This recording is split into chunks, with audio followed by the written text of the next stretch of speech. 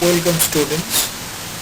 Today we are here to study the subject digital image processing. This is a paper of final year 7th semester having the subject code EC703A. Myself Kaushik Pal, Assistant Professor, Department of Electronics and Communication Engineering, Guru Nanak Institute of Technology.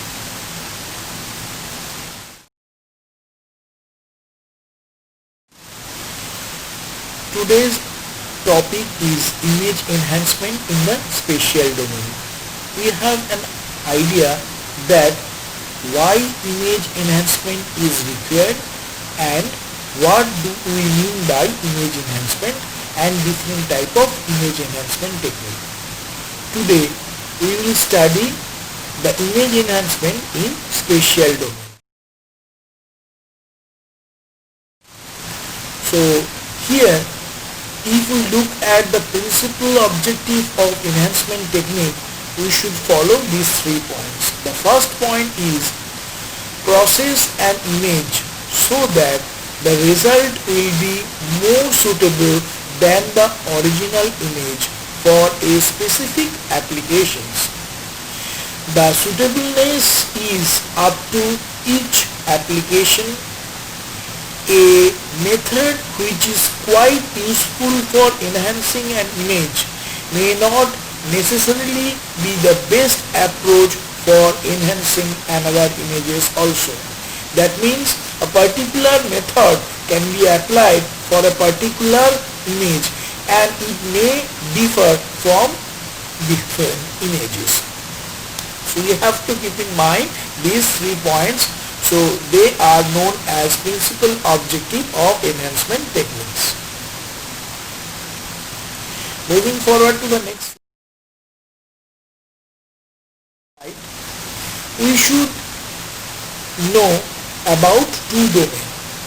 One is our spatial domain and another is our frequency domain. Now, spatial domain is also known as image plane. In spatial domain, techniques are based on direct manipulations of pixels in a particular image, and in case of frequency domain, the frequencies are based on modifying the Fourier transform of a particular image. There are some enhancement techniques based on various combinations of methods from these 2 categories. That means either in spatial domain or in frequency domain. So these are the 2 domains.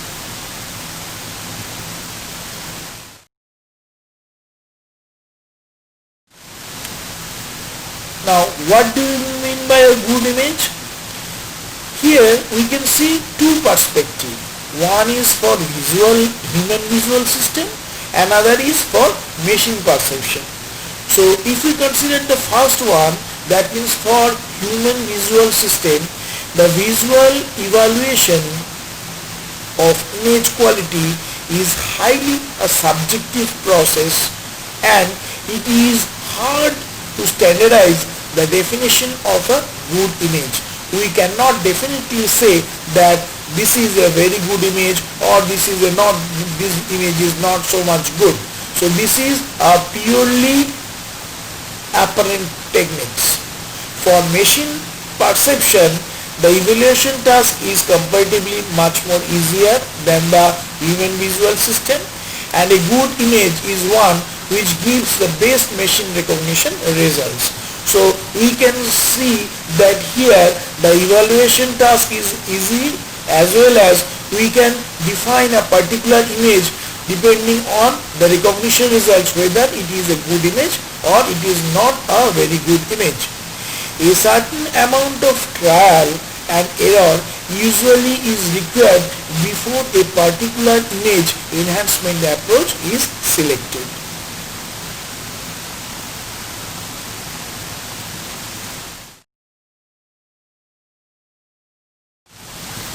So this is a spatial domain approach technique where procedures that operate directly on pixels. Here gxy equals to t of fxy. That means fxy is the image functions and t is the transform of the image function. So gxy is the transform of fxy, where fxy is the input image, gxy is the processed image, t is an operator on f defined over some neighborhood of xy. Here we can see a particular image having the pixels xy at the left side. So this is the spatial domain approach.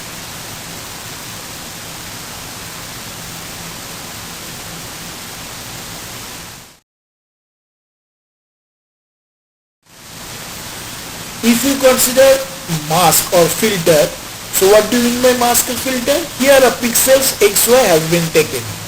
Now neighborhood of a particular point xy can be defined by using a square or a rectangular, commonly used rectangular, or a circular sub-image area centered at xy.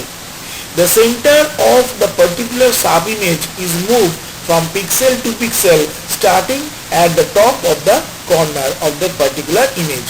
So this is known as the mask or the filter. So if we consider the point processing, so neighborhood equals to 1 to 1 pixel. G depends on only the value of f at a particular point xy. T equals to gray level or intensity or mapping transformation functions. So we can say S equals to T of R, where R equals to gray level values of the image function fxy and S equals to gray level value of gxy, that means a transformed image. So another process is enhancement technique follows, which is known as contrast stitching, which is very much important. Here a corresponding graph has been given, dark versus light curve has been given. So this procedure higher contrast than the corresponding original image. Darkening the levels below M in the original image, brightening the levels above the M in the original image has been shown here. So we can see the value of M in the dotted image. Now the value of M either may be darkening or may be lightening. So here the transition from dark to light has been given. The right side is considered as the lighter side, whereas the left side is considered as the darker side. Thresholding. So here procedure a two-level binary image of the thresholding value. If we consider this, we can find out this mask processing or filtering. Neighborhood is bigger than 1 into 1 pixels. If it is happen, then we should use this mask processing or filter. Use the function of the values of f in a predefined neighborhood of fxy to determine the value of g at xy. The value of the mask coefficients determine the nature of the process. Here we can use two type of techniques. One is known as image sharpening and another is image smoothing. So image smoothing is also sometimes known as image blurring. So in this case either we can use sharpen filter for image sharpening process and we can use the smoothing filter or blurring filter for image smoothing process.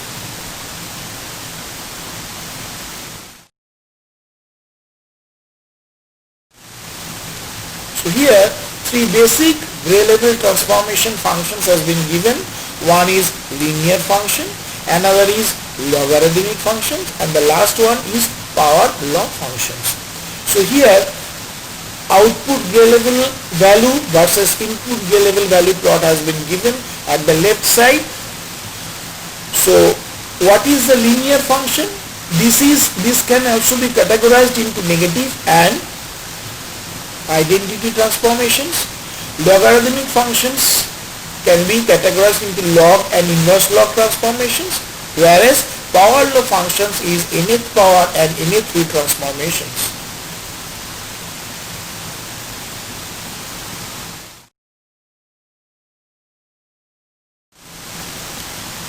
So identity function. Output intensities are identical to input intensities. It is included in the graph only for completeness. So here we can see the identity functions which is given in the left side image also.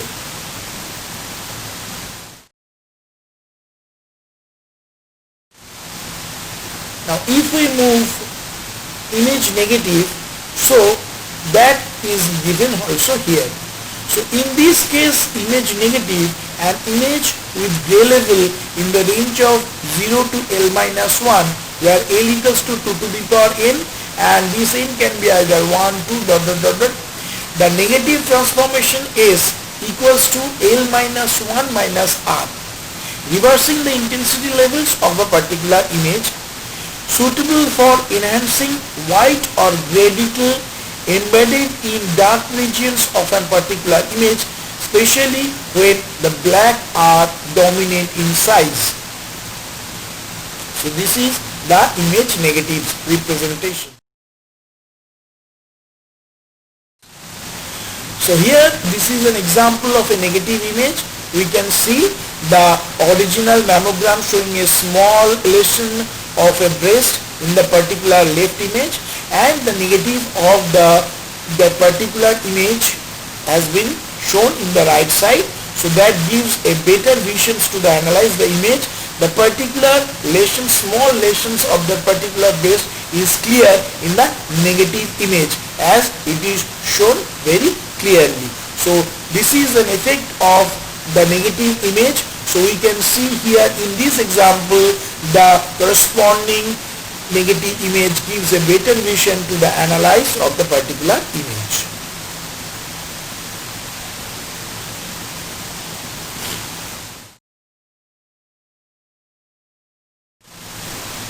So log transformations is another. So S equals to C log 1 plus R.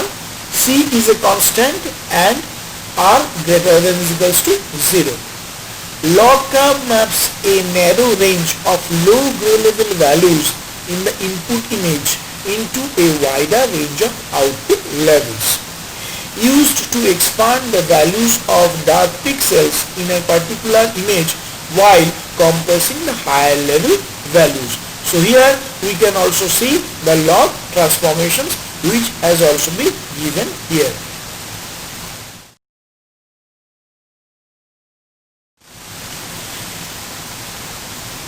It compresses the dynamic range of the image with large variations in pixel values. Examples of image with dynamic range: Fourier spectrum image. It can have intensity range from 0 to 10 to the power 6 or higher values. We cannot see the significant degree of detail as it will be lost in the corresponding display.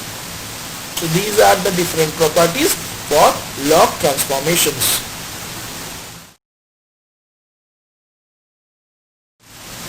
Now this is an example of logarithmic image where we can see the corresponding in the left side. This is the Fourier spectrum with a range of 0 to 1.5 into 10 to the power 6, and on the right side the result after applying the log transformations we see equals to 1 and the range is 0 to 62 values.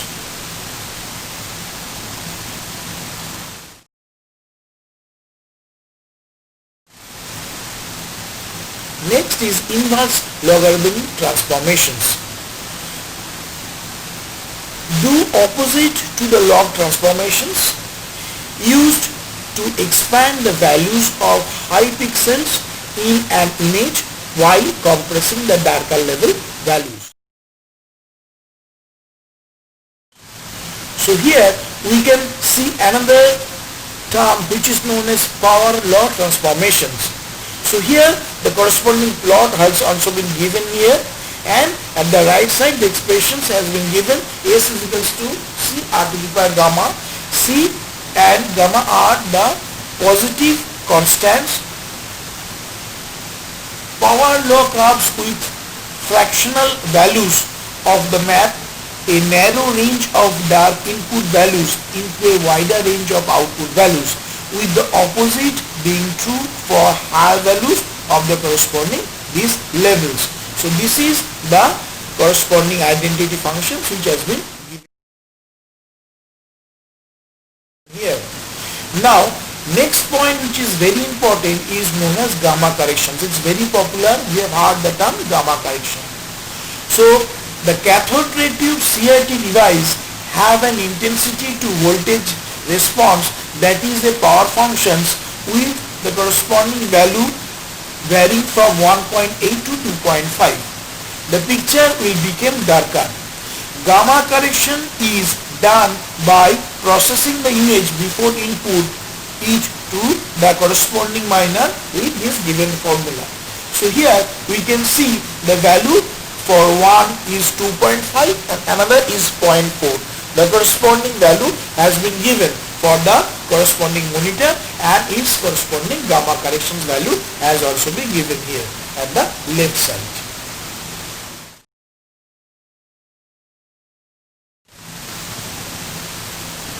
So this is another examples of MRI has been given.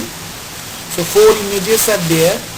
This is in the first image a magnetic resonance image or MRI of an upper thoracic human spine with a fracture, dislocation and spinal cord impingement has been shown.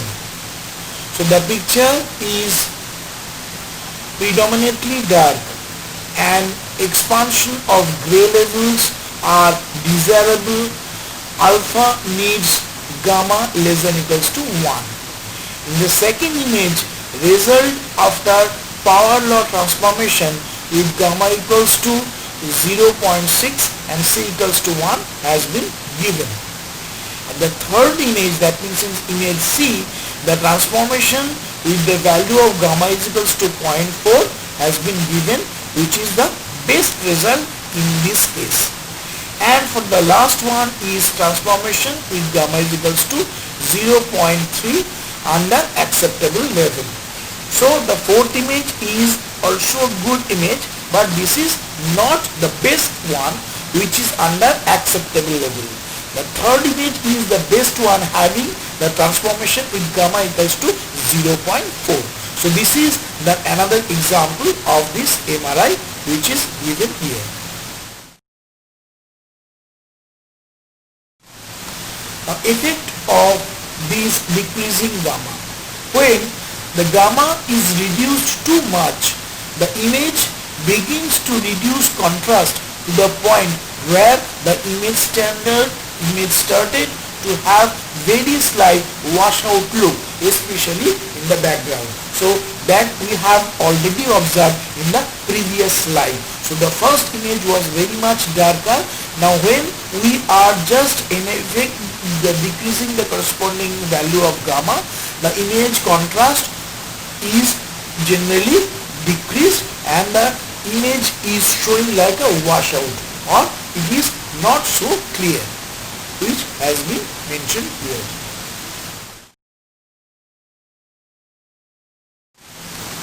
This is another example. Here we can see 4 images are there, A, B, C, D. In the first image A, the image has a washout appearance. It needs a compression of gray levels alpha, which needs gamma greater than equals to 1. In the second image or in the B image, the result after power law transformation with the gamma equals to 3 is given, which is suitable. The next image, in the C image, the transformation with the gamma value is equals to 4 has been given, which is also suitable. Now the last image, the transformations with gamma equals to 5, high contrast, the image has areas that are too dark, some details is lost, but the image is much more clear. So here we can see the second image and the third image here are more suitable than the first image and the fourth image. So this is another very good examples of a satellite image or an aerial image. So the first one or the previous one is a biomedical image example, and this is an satellite image or aerial image example.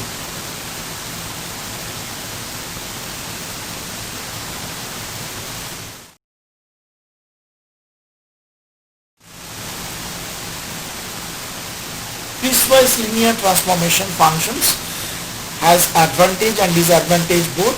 The advantage is the form of piecewise functions can be arbitrarily complex, and the disadvantage is their specification requires considerably more user input.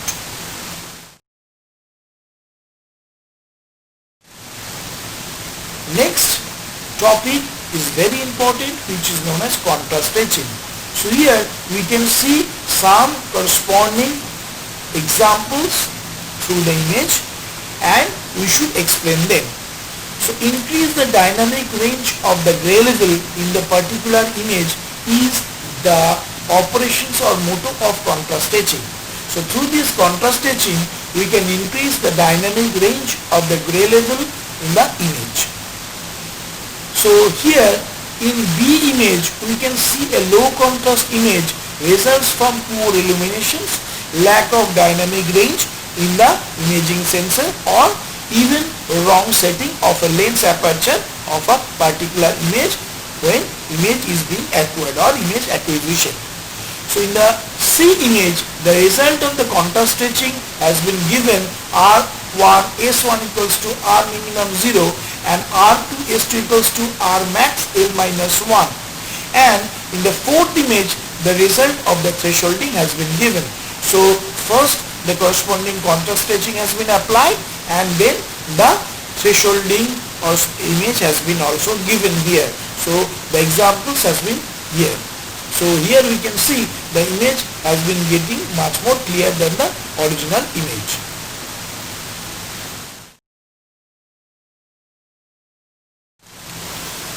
Next is gray level slicing. So this is a process by which we can highlight a specific range of gray level in a particular image. Display a high value of all gray levels in the range of interest and a low value for all other gray level values.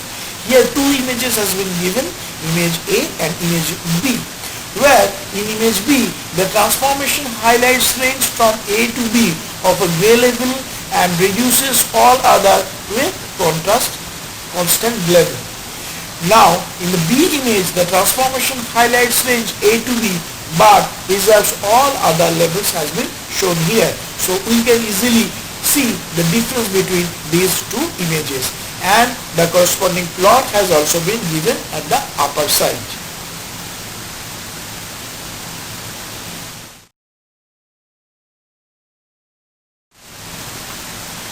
So this is B-plane slicing. So using this B-plane slicing, we can highlight the contribution made to the total image, appearance by specific bits. Suppose each pixel is represented by 8 bits. Higher order bits contains the majority of the visually significant data, and it is useful for analyzing the relative importance played by each bit of a particular image. So all the bit has been represented from 0 to 7, that means total 8 bit, and they are sliced, so that's why this is known as bit plane slicing. So this is an example. So this is an 8-bit images. So the binary image for this bit plane 7 can be obtained by processing the input image with the thresholding gray level transformations. Map all levels between 0 and 127 to 0, and map all levels between 129 and 255 to 255. So here we can see total 8 bit planes. So all the 8 bit planes have been given. The first one is the bit plane 7, the next one is corresponding bit plane 6, and the bit plane corresponding 5, 4, 3, 2, 1 and 0 has been given here.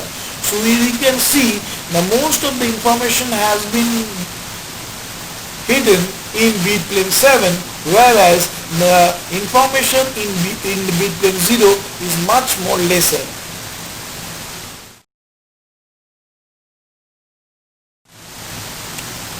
Next is histogram processing. Histogram of a digital image with gray levels in the range of 0 to L-1 is a discrete function. So here HRK equals to NK, where RK is the kth gray level value, NK is the number of pixels in the image having gray level value RK. Now HRK, this is histogram of a digital image with gray level value RK. Normalized histogram. Dividing each of histogram at gray level RK by the total number of pixels in the image N, which is given by PRK equals to NK by N, for K equals to 0, 1, 2 up to L-1. Now here PRK gives an estimate of the probability of occurrence of gray level value RK. The sum of all components of a normalized histogram here is equal to 1.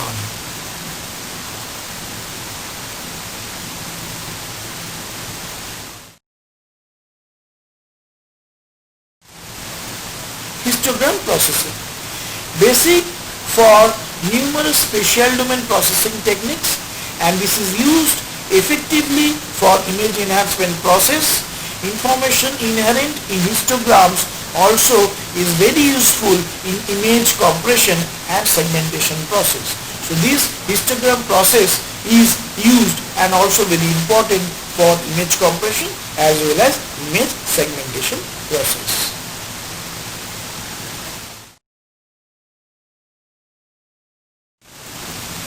This is an example. So here we can see two images. One is a dark image and another is a bright image. So for the dark image, the components of histogram are concentrated on the low side of the gray level scale, whereas for bright side image, the components of histogram are concentrated to the high side of the gray level scale, which has been given here. So this is the example by which we can see two image, one is dark image and another is bright image, and their corresponding histogram. So the histogram has been given here. So in the dark image, all the histogram is in the lower side of the grayscale, and for the bright image, it is concentrated on the high side of the grayscale image. This is a very good example.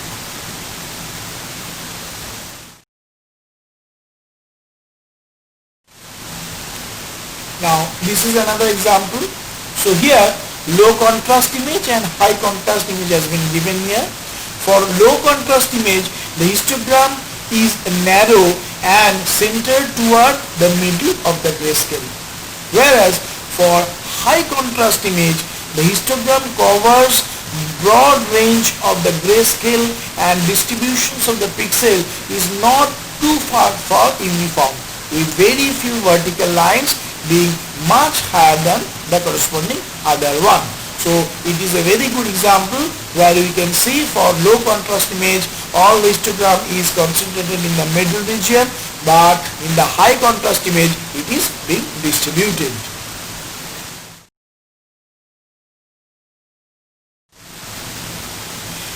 Histogram equalization is very important process. If the histogram is not equalized, this histogram equalization process is used.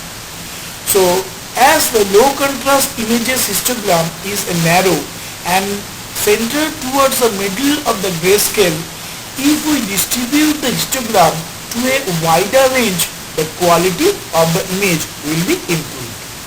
We can do it by adjusting the probability density function of the original histogram of the image so that the probability spread equally throughout the corresponding image.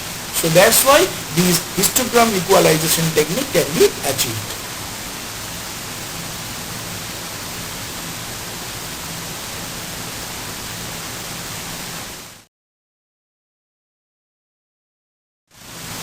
Now this is histogram transformations has been given here.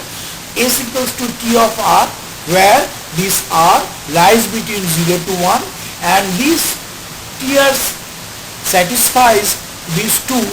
One is TR is single value and monotonically increasingly in the interval R between 0 to 1, and for the B it is corresponding TR is greater than is equals to 0 and less than is equals to 1 for R greater than equals to 0 and less than is equals to 1, whose plot has also been given at the left side.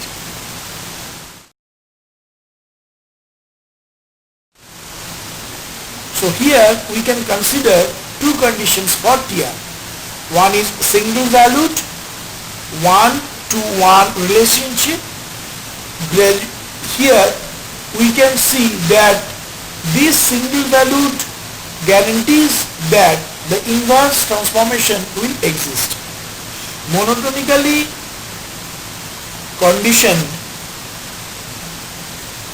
preserves the increasing order from black to white in the output image, thus it won't cause a negative image. TR greater than is equals to 0 and less than is equals to 1 for R greater than is equals to 0, less than is equals to 1 guarantees that the output available will be in the same range as the input levels. The inverse transformation from S back to R is given by R equals to T minus T inverse S, 0 greater than, here S is greater than is equals to 0, less than is equals to 1. So next is probability density function. The gray levels in an image may be viewed as random variables in the interval 0 and 1. PDF of probability density function is one of the fundamental descriptors of a random variable. So if this applied to an image, we can see let PR denote the probability density function of a random variables R and PSS denote the probability density function of a random variable S. If PRR and TR are known and T inverse S satisfies the condition A, then PS can be obtained using a formula PSS equals to PRR dr by ds mod.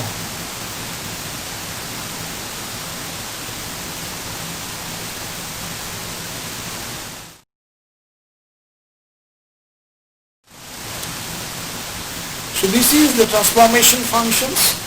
A transformation functions is a cumulative distribution function CDF of random variables S is equals to TR, which is the integration of PR 0 to R W dW, where W is a dummy variable of integration.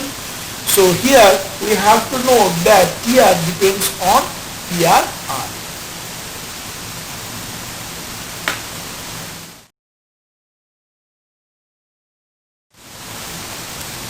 Cumulative distribution function CDF is an integral of a probability function. This is always positive, is the area under the function. Thus, CDF is always single valued and monotonically increasing. CDF satisfies the conditions when we can use this cumulative distribution function as a transformation functions.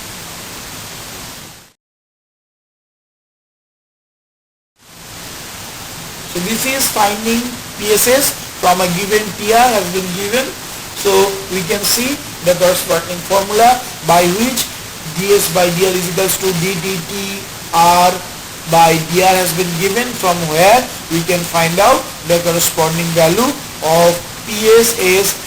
So here the value of PSS has been given is 1, where S lies between 0 to 1. So it's very important.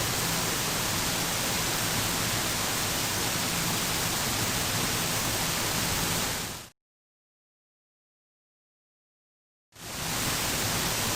As PS is a probability function, it must be 0 outside the interval 0, 1. In this case, because its integral over all values of S must be equal to 1. This called PS as a uniform probability density function. PSS is always a uniform independent of the form of PRR.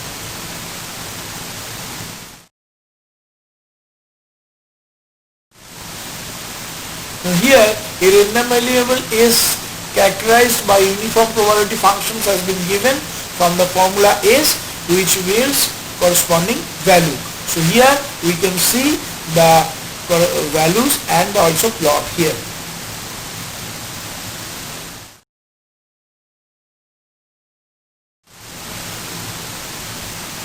Next topic is histogram equalization. Thus, an output image is obtained by mapping each pixel with level Rk in the input image into a corresponding pixel with level Sk in the output image. In discrete space, it cannot be proved in general that these discrete transformation will produce the discrete equivalent of a uniform probability density function, which would be a uniform histogram.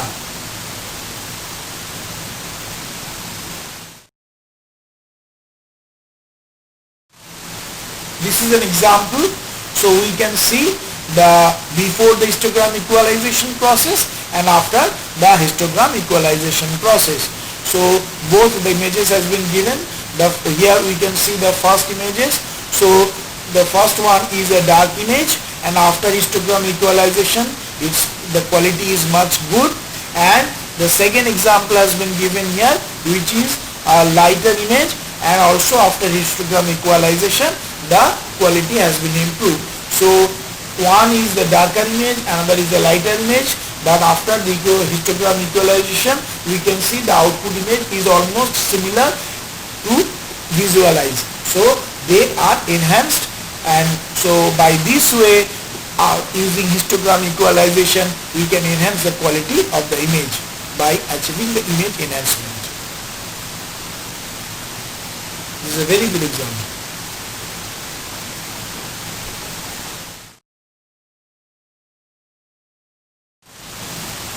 So another example has been given here.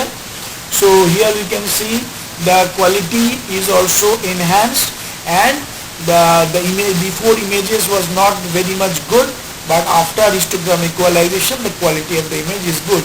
The quality is not, so in the case of the second example the quality is not improved much because the original image already has a broadened gray level scale. So for the second examples here, for the second image here, the quality has been improved a little bit, but the first one the image has been enhanced much more. So both the examples have been given here.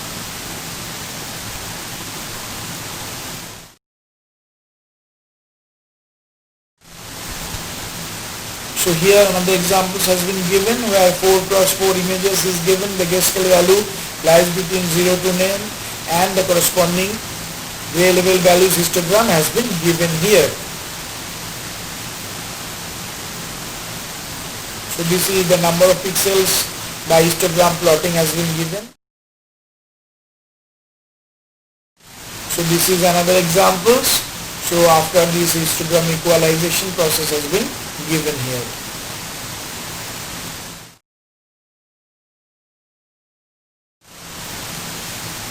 So it is clearly seen that histogram equalization distributes the gray level to reach the maximum gray level, that means the white, because the cumulative distribution function equals to 1 when R lies between 0 to L minus 1. If the cumulative numbers of gray levels are slightly different, they will be mapped to little different or same gray levels, as we may have to approximate the processed gray level of the output image to integer numbers. Thus, the discrete transformation functions cannot guarantee the one to one mapping relationship here is very important.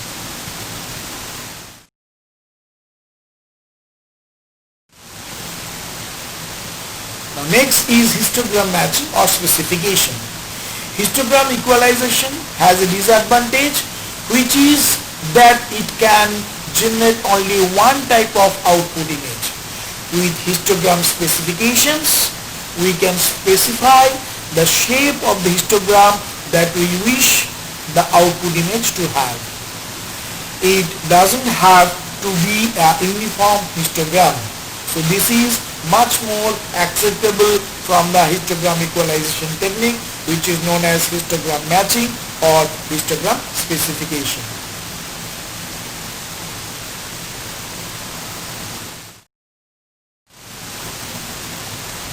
So students, hope you have understood the image enhancement techniques in spatial domain.